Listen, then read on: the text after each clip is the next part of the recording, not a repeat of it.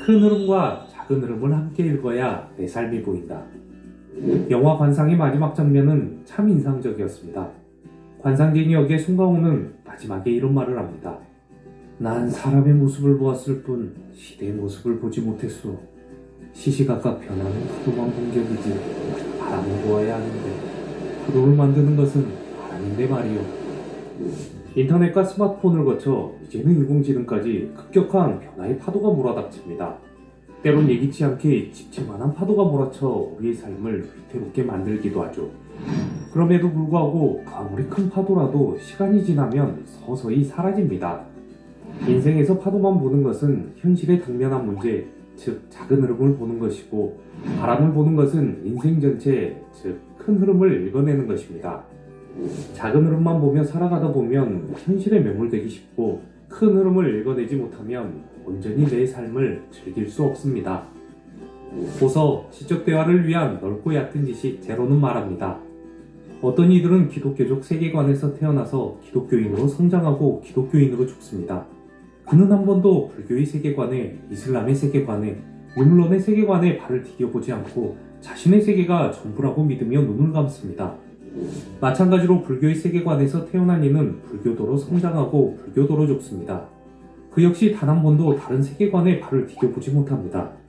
또한 어떤 이들은 실용주의자로, 어떤 이들은 허무주의자로, 또 어떤 이들은 과학주의자로 태어나고 성장했으면서도 자신에게는 세계관 같은 건 없다고 믿으며 눈을 감습니다.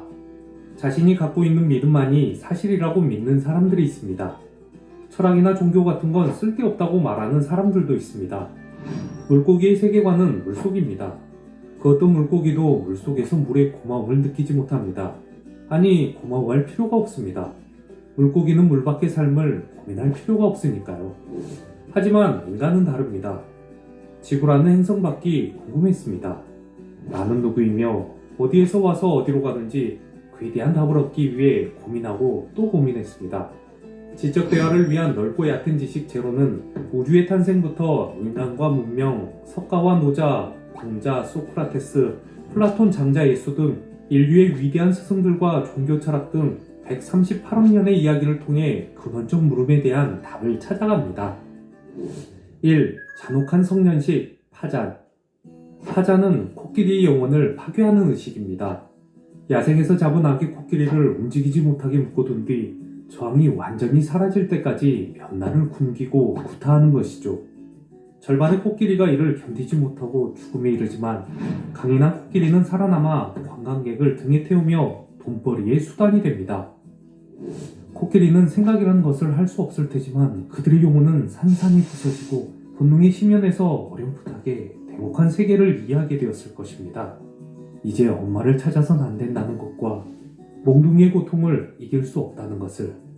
코끼리가 생존할 수 있는 방법은 단순합니다.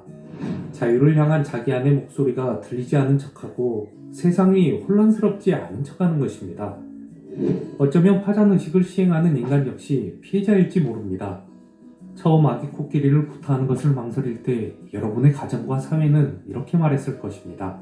질문하지 마라. 생각하지 마라. 그것은 먹고 사는데 전혀 도움이 되지 않는다. 살아나는 이들의 생존을 위해 어른스럽게 행동하라. 이 이야기는 당신의 이야기입니다. 당신은 어느 곳에서는 매맞는 코끼리였고 다른 곳에서는 몽둥이를 든 자였습니다. 마찬가지로 머나먼 과거를 살아가던 고대 인류도 오늘날의 현대인과 별반 다르지 않았습니다. 그들의 세상도 우리만큼 불안했으며 재화의 부족으로 인해 서로 갈등하며 몽둥이를 들었고 동시에 매맞는 코끼리가 되었습니다. 2. 위대한 스승과 거대 사상. 그러던 어느 날 이 혼돈 속에서 현명한 자가 나타났습니다. 그는 길을 헤매는 이들을 멈춰 세웠고 자기 자신을 때리던 몽둥이를 내려놓게 했습니다.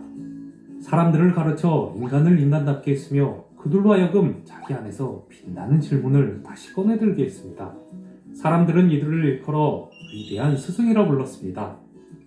지금으로부터 2500년 전 세계 주요 종교와 사상이 일제히 등장하는데요. 인도에서는 고타마 시다르타가 등장했고 중국에서는 노자, 공자가 활동했으며 그리스에서는 소크라테스와 플라톤이, 그리고 이스라엘에서는 엘리야, 에레미야, 이사야가 태어났습니다. 인류에서 가장 뜨거운 창조의 시기로 인도의 힌두교와 불교, 중국의 유교와 도교, 이스라엘의 유일신교, 그리스의 철학적 합리주의 등은 지금까지도 인간 정신의 젖줄이 되고 있습니다. 이처럼 가장 경이로운 시기를 일컬어 독일의 철학자 칼 야스퍼는 축의 시대라 불렀습니다.